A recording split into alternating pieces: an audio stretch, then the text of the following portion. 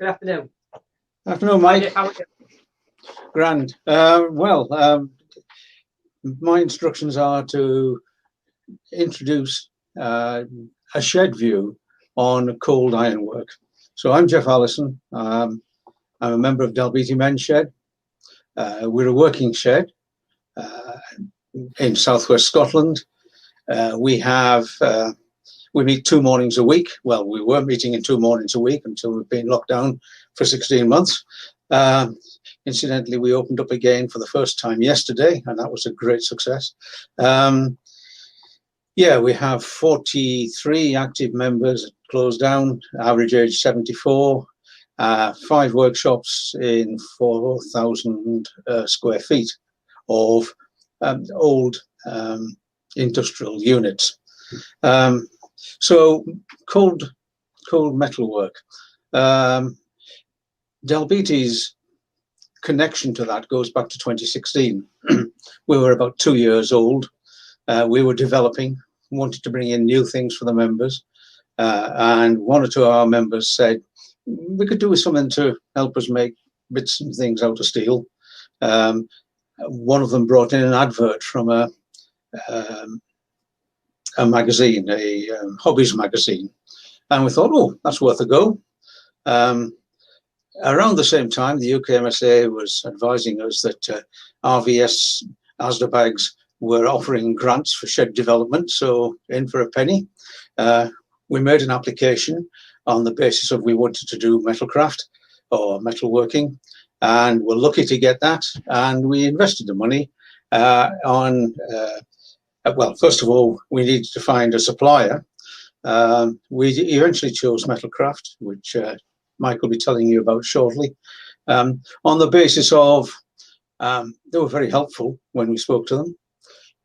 They offered us a nice discount, useful, and we found also on the website there was quite a large number of free patterns that we could sort of whet your appetite with and get going with. So yeah, that's the place to go. So Laura, if you could put up DBT3, we invested ourselves in a Metalcraft master workshop, mounted them all on a steel bench that we made there, and felt ourselves ready to go. Incidentally, one of the other good things we did, we decided to make the bench rather tall. It's just over 1 meter tall, and that's useful for old guys. It's not much fun bending down. And also, it's closer to your eyes, so you can see what the pattern's saying. If you could put up DBT4 for me, please. DBT4, well, there's 2 of them up there, but we were also very fortunate, and you probably recognize the guy standing in the window. And Mike kindly came up to the shed and demonstrated the equipment for us in the shed, which was a great help, and gave us the encouragement to get on and do it. But where are we 5 years on? Well, one day out of lockdown. But if I can talk about where we were just before lockdown, yeah, the equipment's still getting used. It has steadily given us a return on the investment. And I guess we've learned a little bit about how we can benefit from the use of it, apart from the interest of the guys doing it. If you could put up DBT9, please, Laura. This picture coming up is of a sale of work that we did some time ago, and you can probably notice bits and pieces. Bottom left there, there's some lawn edging. There's the tall obelisk for sweet peas. You probably notice on the bench there's some hanging basket hangers and 1 or 2 other things. So we made things that we thought would be of interest and put them out there. If you put up DBT7 now, please. They were there. This was another couple of things that came from the plans that we got. It's a 4 welly stand and a holder, a hanger for plant pots. But what we found was that they didn't go rapidly. And we've also found that things that might look obvious, like plant pot hangers and hanging basket hangers. You can't compete with what you can get from the cheap M&B shops, the shops that sell bits and pieces. And so it is difficult really to predict where we need to go from that. DBT7, please, Laura.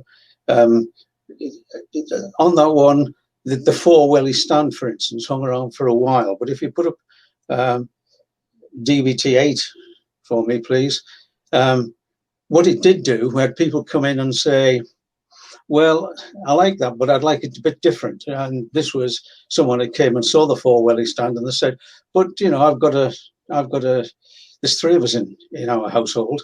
We need a stand for 3 pairs of wellies. And the other thing is that the scrolls hung along the same way, and we found that with the toes all hanging out the same side as the welly stand, it sometimes blew over in the wind by alternating the 2. So we changed it, and so to be able to use bespoke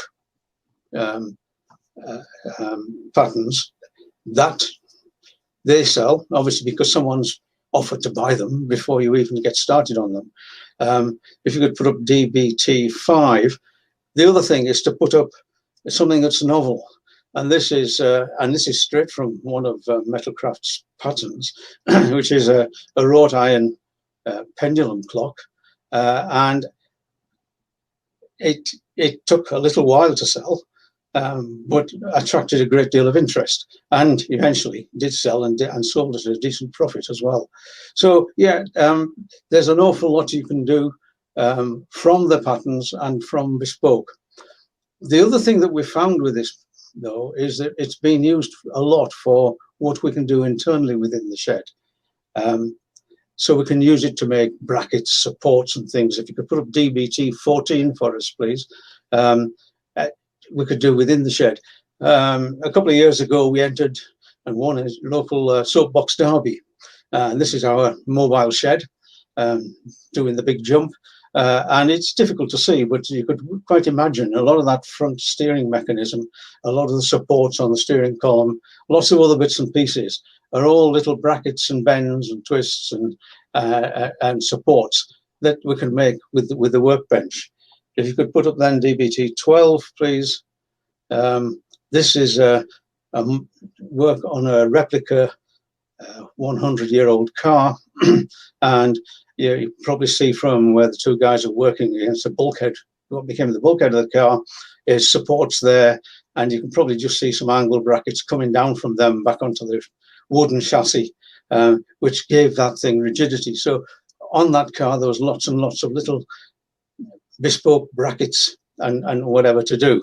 So if you could do DBT 13, just as it happens, that's what the car ended up like. So you can't see the supports on the wings and the dashboard and whatever, but nevertheless within there, the Metalcraft did a lot. We found it fairly easy to use, and if you could run the Billy Connolly video, maybe, yeah. So this was Billy when he visited Dalbeattie Shed and wanted to try 1 or 2 things, and there he was, never made a men's shed before, never seen wrought iron work before, although he did work in a shipyard and was a good welder. But yeah, that's how easy it is. But anyway, look, that's where Dalbeattie Shed's found it. It's kept us going, it's kept interest, it's earned its keep, and as I've said, it's easier to use. But to tell you how it's to be used properly, I like to hand over now to Mike Collins, who's the sales and marketing manager of Metalcraft. Mike, over to you, sir. Thanks very much, Geoff. Really good to see you. Yeah, so I'm Mike, I work for Metalcraft, and as Geoff just mentioned there, a few years ago, me and Geoff got together, and he was the first shed I worked with. Since then, apart from the last sort of 18 months, we've been in contact with a few web sheds and set up a few of the Metalcraft tools in their workshops, and the feedback's all really good. So that's really pleasing. So just to give you a brief idea what Metalcraft's all about, we are hand-powered metalworking tools. So there's no heat, there's no electricity needed. You can rivet together, so you don't have to weld. So if you've got your wooden floors, that's absolutely fine, because as I said, you can rivet together. You don't need to weld. So what you do is, what the idea with the tools is that you make a few of the things what Geoff showed there, and a few of the things which are kind of behind me here. You can make these sort of wrought iron projects, whether it be for outside, like your garden projects, your things like this, your trellis, or you've got a log holder here, or even small craft items for inside the house. We offer different variations of the tools. So in front of me here, we've got the practical set. Now, the practical is this smallest set, which I'm going to demonstrate with this afternoon. The one which Geoff has got, which is probably the most popular with the men's sheds, is the Master. So that's a mid-range, and then we do a larger one as well, which is the XL. They all principally do the same thing. So they all cut the steel, they bend, they roll, they scroll, so like the swells in the steel, and they also do the twists as well. And as I said, they're riveted together. So you punch the steel and it gets riveted together. So with all those processes together, then that's how we create your finished items. And as Geoff touched on, we help you with that. So rather than just come up with ideas of your own, and to help you step by step, we offer these design packs which you download for free from our website. It's like a step-by-step guide. It's got little templates in there and things like that, and it kind of just shows you which way to is the best way to go. Right. So what I'm going to do is I'm going to crack on with a demonstration, and we're going to try. We're using a 2-camera technique. So hopefully with Laura directing, we can get this right. Because we were meant to be in the workshop, but it was a bit echoey, so we were a bit limited. So we've moved into the boardroom, and hopefully the demonstration will go all right. Right. What I'm going to make for you today is something really light and really small, and I want to get it finished within the time we've got. Right. Okay. And so with that, I'm going to make a flamingo. So it's only going to take a few minutes. Now, this is a really light project, and as I said, this is the lighter tools, the practical. With the sheds, you're probably going to be looking at something more substantial, but it gives you an indication of what the tools can do and how they do it. Right. So what I'm going to do initially is take some light steel here. Now, we supply, as well as the tools, we supply the steel, we supply the fixings, so the rivets to put them together, and also accessories as well, so little plates and finials, anything like that, all your sort of wrought iron needs, we supply all that for you. And if you're looking to set up get a tool set up, then I can help you with that, with what you need. So you don't have to look into it and decide what you need. You're not quite sure, you're quite confused. I'll help you with that. I'll take you through it. I'll give you an indication of what you need, and rather than what's best suited for you and your sheds and your members. Okay, right. So let's crack on. So we've got a piece of steel here, 12x2, as I said, quite a light piece of steel. And first of all, I'm going to do is scroll here. So I'm just going to put this in one of our smaller scroll formers, and I'm just going to rotate around. I'm going to do it nice and slow so you can see how it works. So we have a few different types, and what I do is I just pop that in there and then bring it round.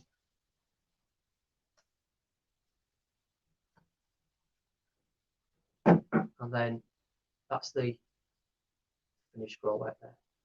Okay, right. What I'm going to do now is move on to one of our smaller scroll formers. So this here, it goes in like that, and it principally works the same. You're just forming it around the segment.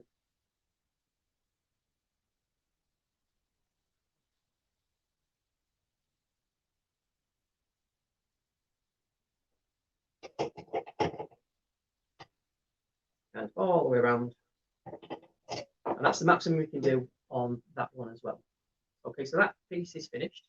I'm going to pop that down. I'm going to take another piece of steel. Now with this one, I'm going to put it down. So I'm just going to set this, which is the tape measuring dice, we call it, and it just sets. You set to the size you want. You've got a tape measure there. You just set to the size you want. This one is 18 inches. So I'm just going to open the handle up.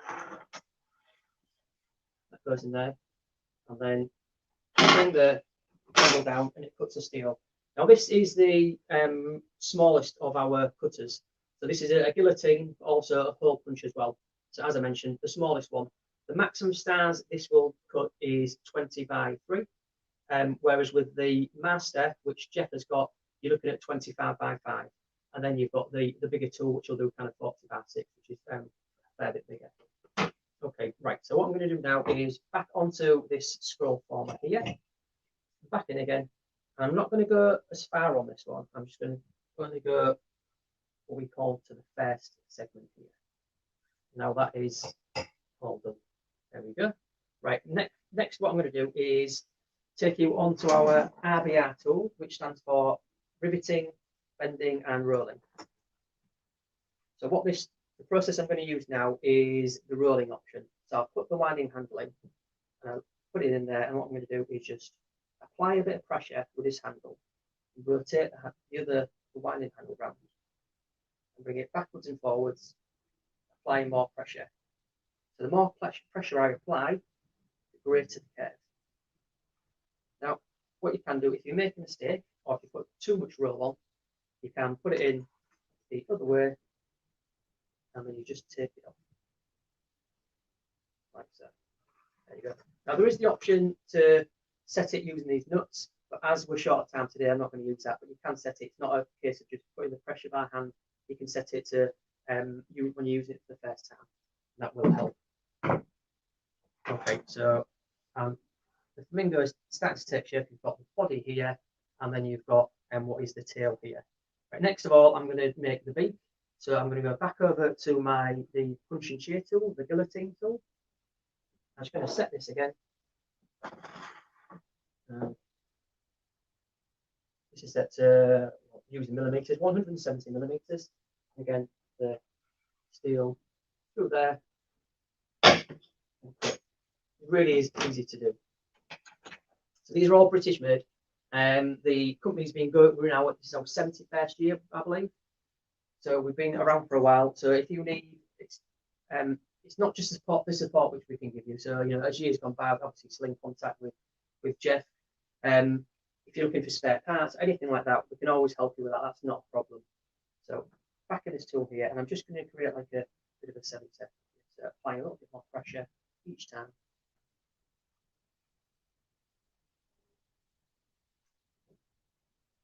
Now there is a guide for this, so which you can download, and that has got a step-by-step how to do with the templates. It'll tell you exactly where to bend, where to scroll, all that sort of thing. I'm just showing you a rough sort of guide of how we do it, how it works this time.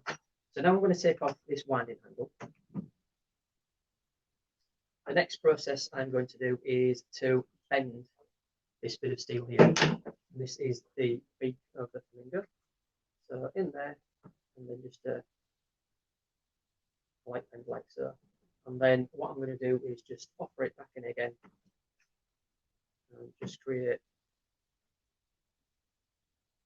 another bend. Now I'll probably have to adjust this, so I'm just going to put it up against there, and I'm just going to put another bend just to bring it in a little bit more, just so I'm happy with it, and a little bit more bend in there. As I said, you've got the sheet for the template, which will work with it, so I'm fairly happy with that. It's good. It's a bespoke item. Geoff was talking about the obviously bespoke and not just following the ideas. With our design sheets, you can follow them, or a bit like Geoff did with his welly boot holder. He added an extra couple of ones, wellies on there, just to make it bespoke. So you've always got the option of making it better if that's what you're going to do, or making it to suit you. Right. Next of all, what we're going to do is we're going to create we're going to add a little bit of steel here. We're going to twist it using our practical twisting tool. So I'm just going to get a little bit more steel here.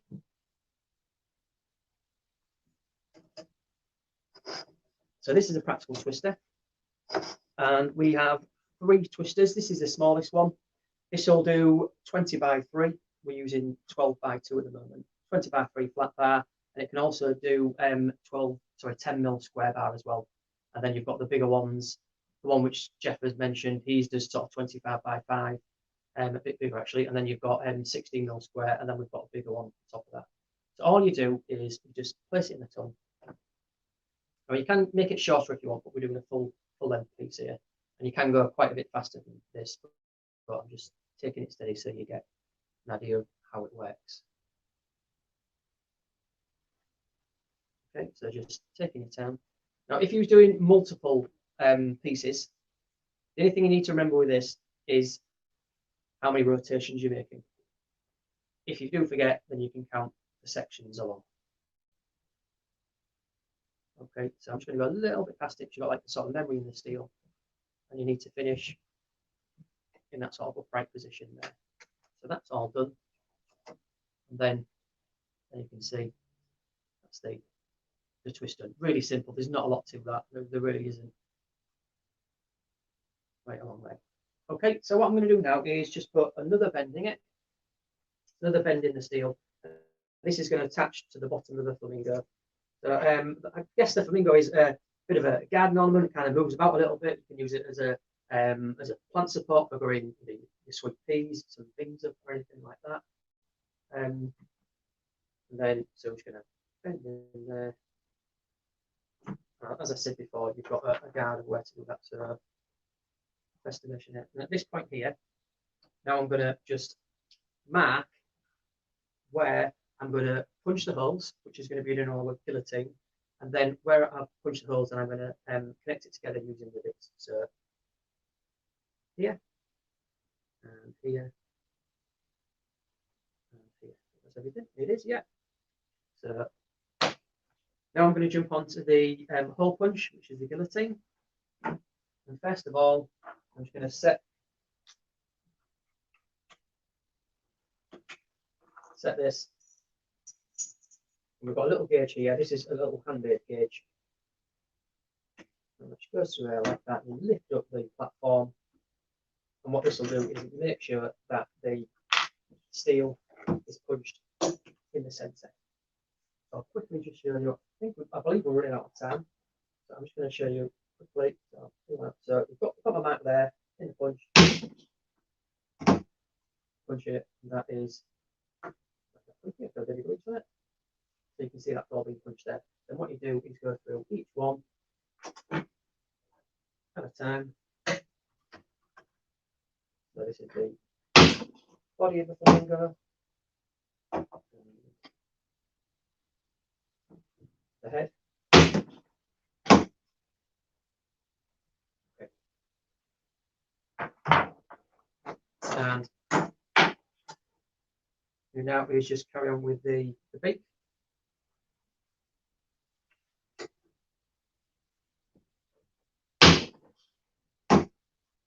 And I've just got one more, which I missed.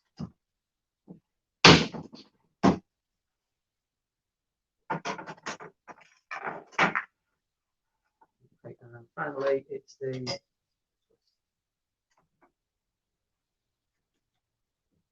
in there, and then just pull the handle down. Right. The next step is to connect it all together. So what I'm going to do is I'm using just these small rivets here. Now there's all different sizes depending on what type of steel you put together, thickness, and also how many pieces as well. If you're using the bigger sets, you can use the option of using the bigger rivets, so 5mm rivets. These are the 3mm ones. So 3mm for your smaller steel, 5mm for your larger projects. Okay, right. So next job is to put these riveting posts on. So you've seen it do its rolling, so rolling the steel, the care for the body.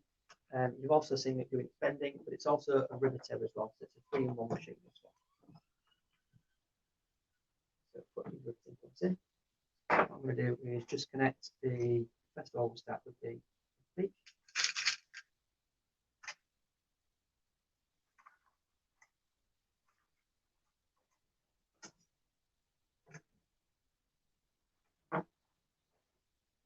That just goes in there like so, and then you just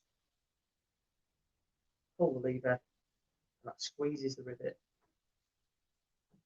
Generally done in the centre and then either side. You've got a really, really strong bond there. Okay. Next up, we've got the wing.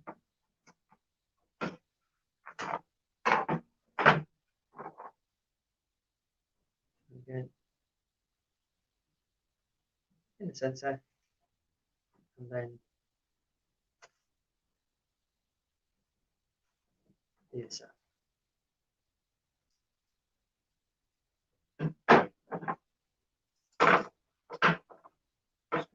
And then finally, you've got the twist. What we did. So this would, when using it in the garden, you'd put this in the grass, in your ground, in your soil.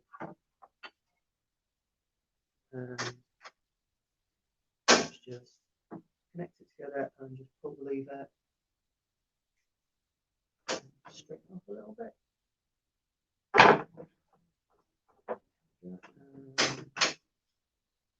Again. And the final one. Okay, there we go. I'll just get a little bit of tweak. So you've got your flamingo there. Can you see that? There you go. Right. So yeah, as I said, really simple project, nice and easy to do. Only minutes, and it's something we you'd maybe start off with, but you'd and I think you know, Geoff. I think you start off simple and then sort of build yourself up. Start off with the design packs.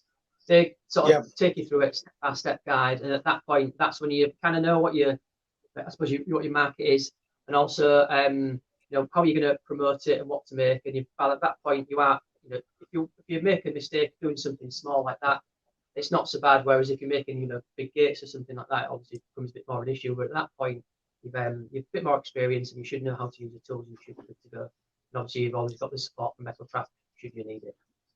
That's true, Mike. Yeah, it's the guides are very useful. The plans are very useful, and I know you made it look easy, but most guys that have used it have also found it quite easy to use. But thanks for that. Thanks for the demonstration. No worries. Great working with you, and great working with those tools. Lovely. Thanks as ever, Geoff. Cheers. Well, thank you very much, Mike, and thank you, Geoff. I bought a shed, I took it home, and I erected it. I bought a shed, I took it home, I'd selected it.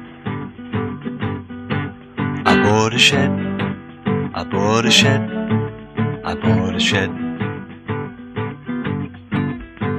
I followed the instructions, studied all the plans, worked day and night to get it right with blisters on my hands. And when I put the roof on and finished off the floor, I knew inside my heart of hearts I'd be ignorant no more.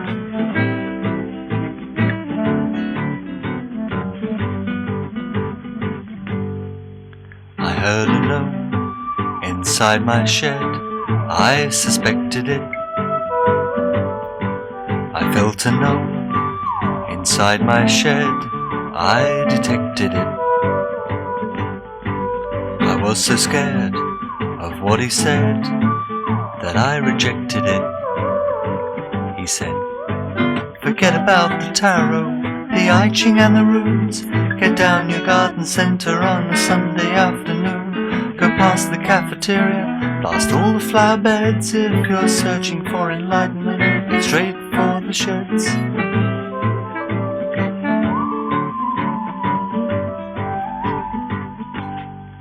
And so we lived inside our shed, and we respected it.